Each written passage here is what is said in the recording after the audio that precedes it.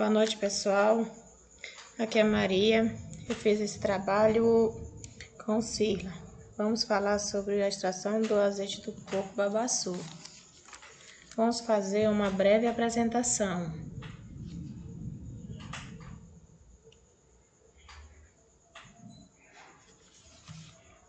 Vamos fazer uma explanação a respeito do processo de extração do azeite do coco babaçu de forma artesanal, da maneira que as comunidades rurais do interior do Maranhão fazem, enquanto o Sila ele vai falar desse mesmo processo, só que de uma maneira industrializada. E falar também sobre algumas características e normas. Pessoal, bom, aqui são as etapas de produção do azeite de forma artesanal. A coleta e pré-seleção. Aqui nós temos também a quebra e a seleção, a limpeza, a secagem, a torragem, a maceração, o cozimento, a apuração e o envase. Essa pré-seleção, gente, como vocês podem ver, como retrata no slide, ela é feita dessa forma, de forma mesmo manual. Tipo, a pessoa vai embaixo na mata, embaixo das palmeiras, faz a coleta do coco, no caso que é o fruto, ela faz a escolha, a seleção dos melhores cocos, os secos, os melhores de aparência, o aspecto físico-químico bom, os frutos de ótima qualidade para essa pré-seleção. A quebra e a seleção. Essa etapa é onde se faz a extração das amêndoas do coco e faz-se a sua separação. Tipo, faz a quebra do fruto, no caso que é o coco, que eu chamo de coco, para tirar as amêndoas, para fazer a tiragem das amêndoas de dentro. É usado um machado e um pedaço de pau, que eu chamo para poder bater em cima e abrir a fruta, que é o coco, no caso o fruto, para poder fazer a retirada das amêndoas, como está explicitamente na imagem do slide para vocês verem, certo? A limpeza. Nesse estágio é feita a remoção de cisco e vestígio de terra e casca, que pode acontecer na hora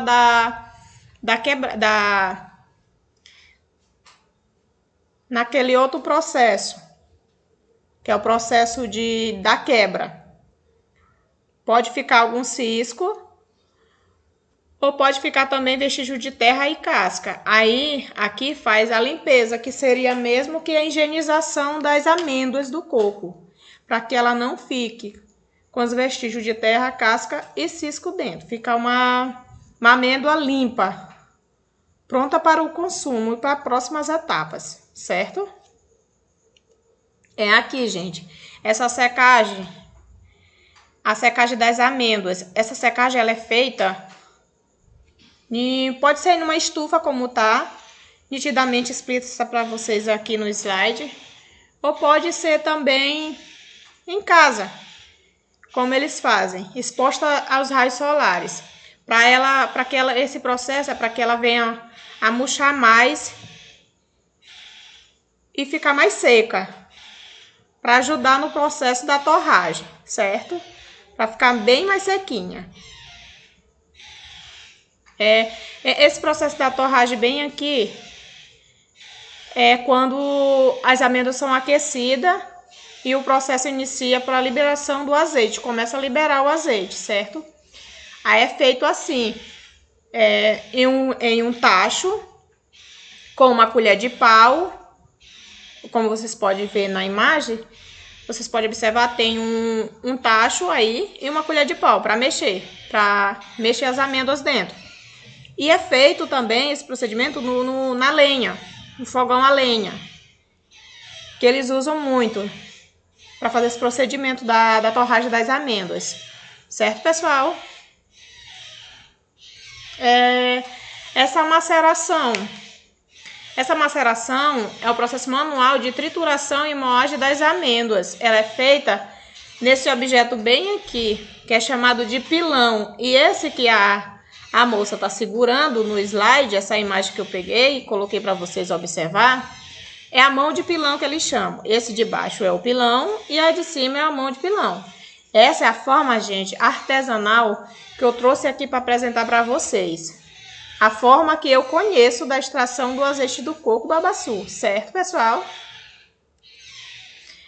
Esse cozimento, ele também é feito no tacho, mexido com a colher de pau, no fogão a lenha, como eu já havia falado antes no slide, no processo da torragem.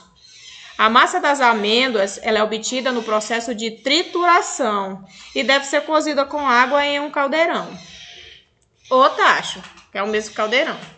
Aí, aqui, ela vai cozinhar mesmo, fazer o cozimento, a mistura da água com a massa das amêndoas. Ela vai cozinhar por um bom tempo, 1h em média, mais ou menos, ou mais.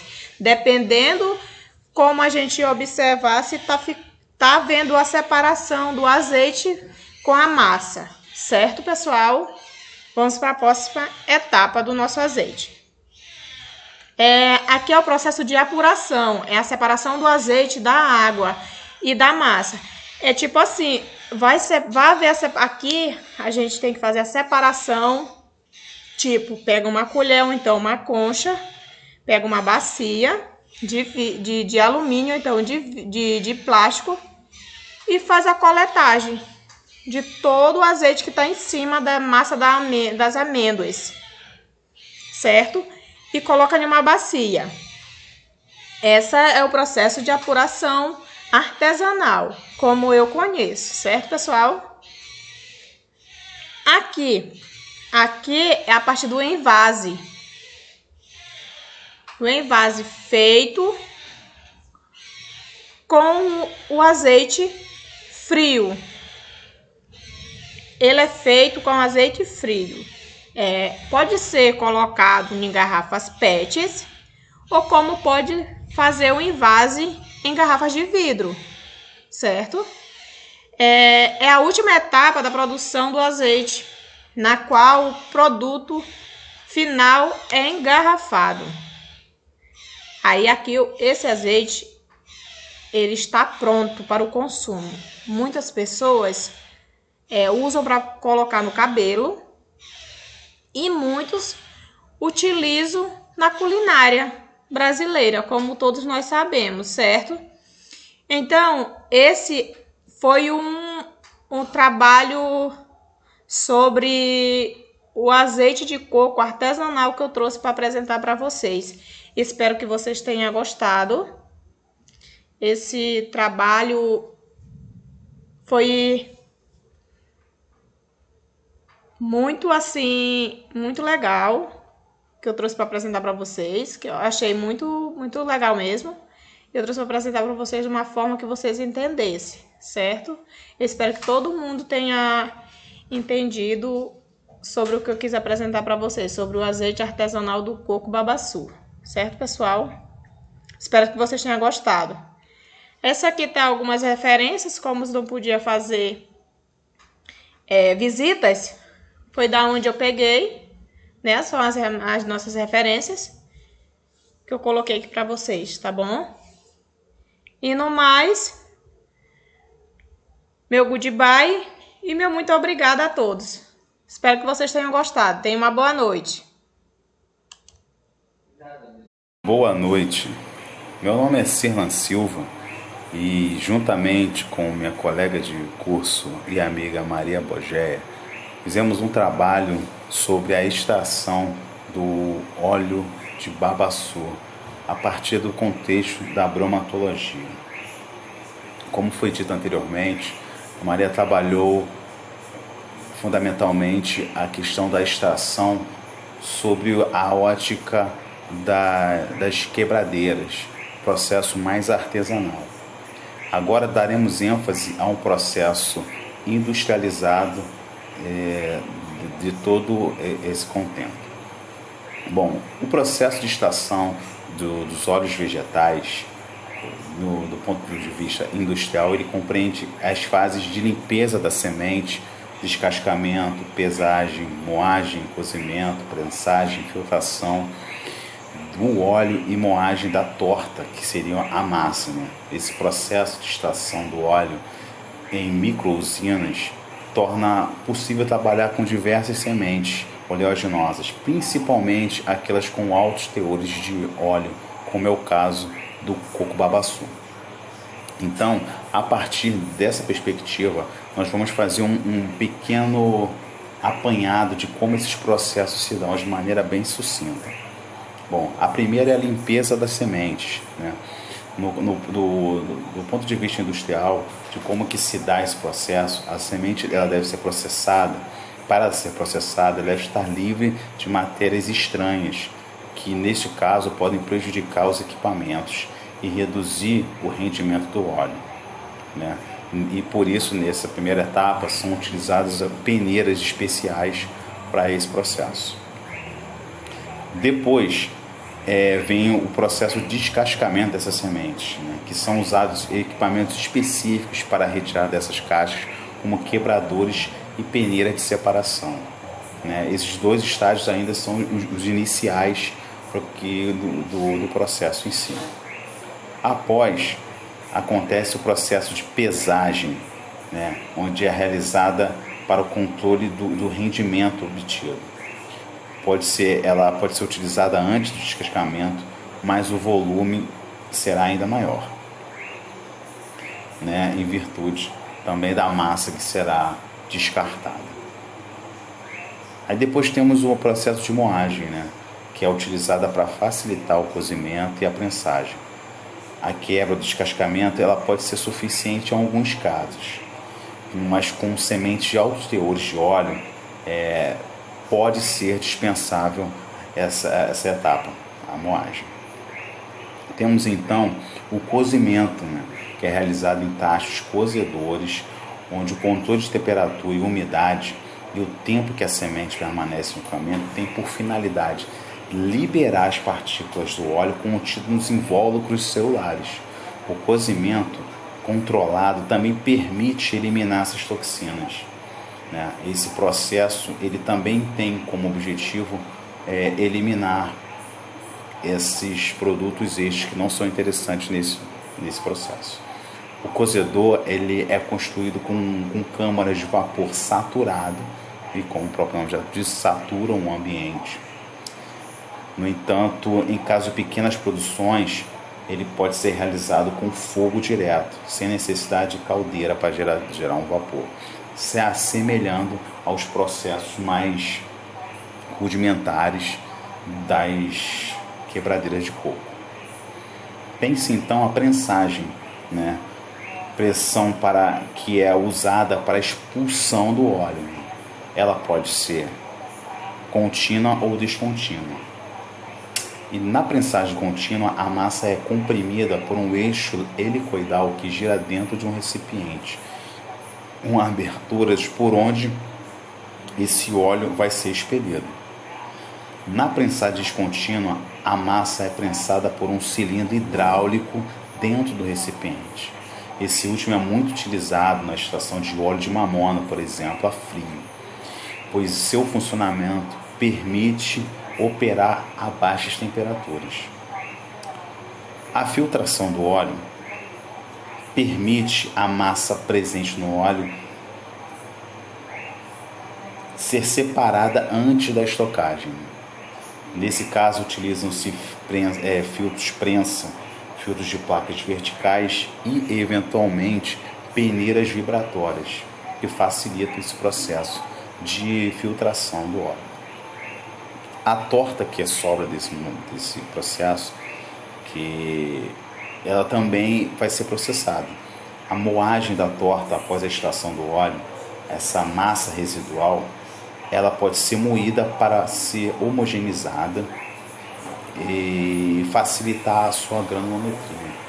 A moagem é feita em moinho tipo martelo, com telas reguláveis. Por último, não menos importante, ao refino desses óleos vegetais. Nesse processo convencional e contínuo de óleos vegetais, divide-se em diversas etapas, que variam conforme a variedade da oleaginosa, no nosso caso de estudo, o óleo babaçu, e a quantidade de óleo bruto e a aplicação que se deseja dar ao produto final. Os fatores relevantes para a definição de óleo são características do produto final e a aplicação do produto e a real necessidade de uma classificação em algum processo um procedimento mais refinado.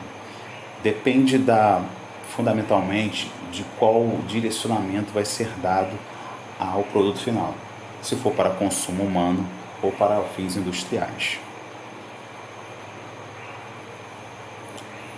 Por isso, é interessante salientar a importância da RDC do 270 de 2005, que é o regulamento técnico para óleos vegetais, gorduras vegetais e creme vegetal, que tem por objetivo fixar a identidade e as características mínimas de qualidade que devem obedecer os óleos vegetais e as gorduras vegetais e o creme vegetal. Nessa RDC, ela estabelece algumas definições de conceito de óleos vegetais, gorduras vegetais, produtos constituídos principalmente de glicerídeos e ácidos graxos. Óleos vegetais se apresentam em forma líquida, além da diferenciação entre óleo de oliva e óleo de azeite de oliva e azeite de oliva virgem, por exemplo. Bom, essa RDC ela também faz alusão às características físico-químicas, principalmente, e microbiológicas que esses óleos devem atender para que eles sejam validados para o uso qualquer que seja o seu fim, seja ele industrial ou consumo. Bom, do ponto de vista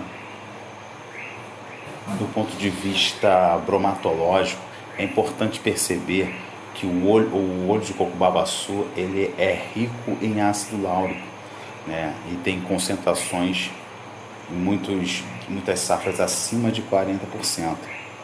Essas gorduras láuricas elas têm a importância, como no caso do óleo babaçu, na indústria, principalmente por causa da resistência à oxidação não enzimática e, ao contrário de outras gorduras saturadas, elas têm a temperatura de fusão baixa e bem definida. Por esse motivo, são muito usadas na indústria de cosméticos, mas em função de suas propriedades físicas e de resistência à oxidação, também são muito empregadas no preparo de gorduras especiais para confeitaria, sorvetes, margarinas e também, importante salientar, substitutos de manteiga de cacau. No Brasil, além do óleo de coco babaçu, outras fontes de gorduras láuricas são o óleo de coco, de palmiste também. No Brasil, o óleo de coco ele tem sido usado quase que exclusivamente na fabricação de produtos de higiene e limpeza, mas o seu emprego na indústria de alimentos, principalmente margarina, aparece como secundário. Porém, existe um interesse em desenvolver mercados e novas alternativas para o uso do óleo babaçu. Os ácidos graxos que são encontrados no óleo babaçu têm uma importância muito considerável, devido ao fato de serem constituintes das unidades básicas dos lipídios, e a sua determinação é fundamental para o conhecimento da qualidade dos óleos, para a verificação dos efeitos de processamento, adequação adicional do lipídio, do alimento que o contém, né? Esses óleos, a composição desses ácidos graxos em esteróis e triglicerídeos são as principais análises de determinação desses óleos. Para os óleos de gordura refinados, as análises mais utilizadas são de peróxido e acidez, na avaliação da sua qualidade. Bom, dentro dessa perspectiva, é importante salientar os aspectos das características que esses produtos, que esses óleos, segundo a RDC 270, tem que ter para serem considerados de boa qualidade, né? Então, essas características elas são determinadas pela RDC, né? Que, embora tenham em sua composição química, além de fosfolipídios, substâncias saponificáveis, ácidos graxos livres, o principal são os óleos de interesse econômico industrial. Bom,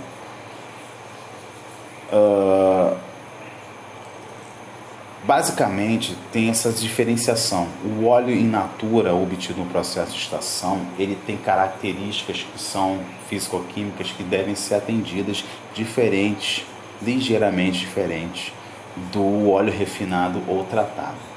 Temos o índice de acidez, que é na RDC no máximo 4 miligramas de hidróxido de potássio por grama, é o seu limite máximo, né? Esse ensaio ele é muito importante. Por quê? Porque o índice de acidez ele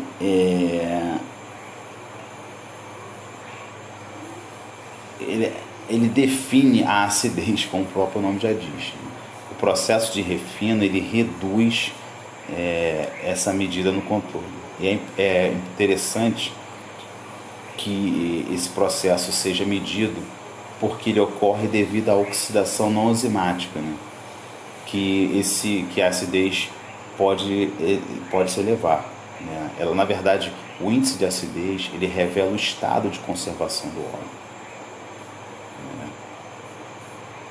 A decomposição dos glicerídeos ela é acelerada pelo aquecimento da luz, levando à rancidez, né? Que acompanha a formação do ácido graxo.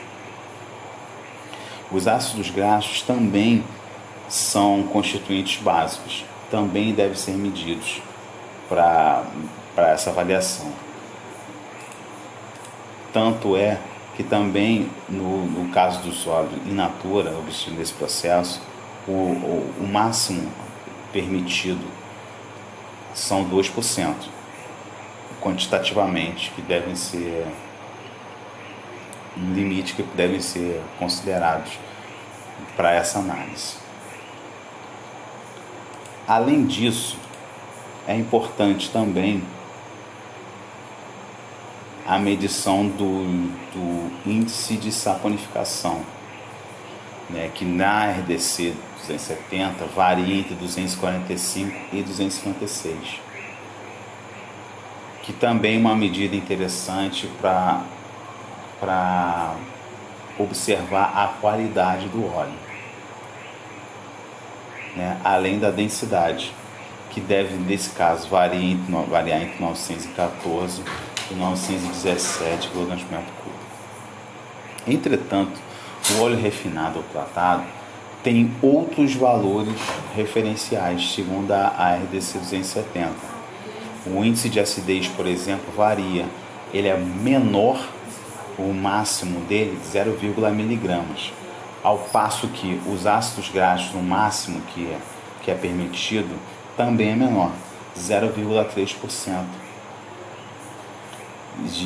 de ácidos gástricos em quantitativo, peso por peso, são permitidos segundo a SRDC. Tem-se também que o índice de saponificação continua o mesmo e a densidade também. Bom, então essa é a nossa pequena explanação a respeito das características de extração do ponto de vista industrial e da análise e controle de qualidade do óleo de coco babaçu. Espero que todos tenham gostado. Uma boa noite. Muito obrigado.